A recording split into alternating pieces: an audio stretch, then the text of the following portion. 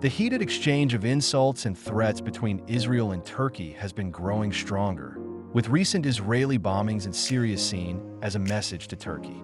The question now is whether this could lead to a direct conflict between the two countries. Turkey is trying to create a stronger influence in Syria, which Israel sees as a potential threat.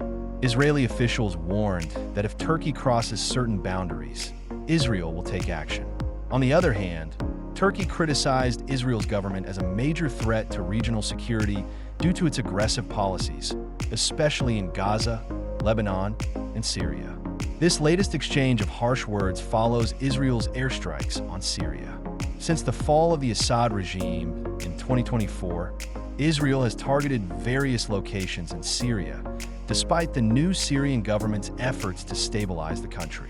Israel claims these attacks are necessary to prevent Syria from using weapons left behind by the old regime, although last week's strikes were reportedly meant as a message to Turkey. Turkey has been secretly negotiating a defense pact with Syria, which includes training Syrian troops and using Syrian air bases, some of which Israel bombed. Turkey sees this as a way to fill the gap left by the withdrawal of Iran and Russia and to fight extremist groups like ISIS. Israel, however, sees this as a direct threat to its military operations in the region, particularly its ability to move freely in Syrian airspace. Some Israeli reports have suggested that Turkey's growing presence in Syria could lead to a war, though the Israeli official behind this warning later downplayed the situation. There are also fears in Israel about a potential alliance between Turkey, Syria, and Egypt, known as the Sunni Crescent. But experts believe this is unlikely because none of those countries want to go to war with Israel. In the wake of these tensions, Turkey's foreign minister stated that his country does not seek conflict with Israel and that Syria's security should be determined by the Syrians themselves. Overall, Israeli-Turkish relations are at their lowest point in decades, with the two countries no longer able to maintain the same level of cooperation they once did. While there's no immediate sign of war, tensions continue to rise, and a proxy conflict is now a real possibility. So what's really happening? Israel has been bombing Syria's infrastructure, sending troops into Syrian land, and interfering in its politics. This is forcing Syria, which is militarily weak, to turn to Turkey for help, according to experts.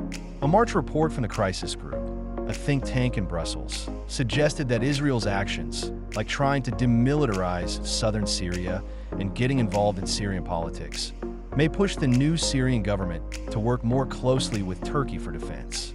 Both Israel and Turkey see each other as the problem, with each blaming the other for the ongoing conflict. Israel's airstrikes and policies in Gaza are making things worse and fueling anger in the region. But Turkey's actions, like its involvement in Syria and support for some groups there, are also contributing to the chaos. It's a cycle where both sides' actions just make the other more worried. Despite all this tension, Israel and Turkey are unlikely to go to war directly. Talks are reportedly happening to ease the situation, because if Israel were to accidentally attack Turkish forces, it could lead to Syria's conflict. Both countries seem to understand that a full military clash would be disastrous, especially since Turkey is part of NATO and Israel is a key U.S. ally. There's also talk of U.S. or Russian mediation to prevent things from getting worse. It's also unlikely that the U.S., Israel's closest ally, would approve of a war. U.S. President Trump has a good relationship with both countries, and during a recent meeting with Israeli Prime Minister Netanyahu, he told them to be reasonable and work things out with Turkey. However, the rivalry might still play out in Syria, where both countries have different goals.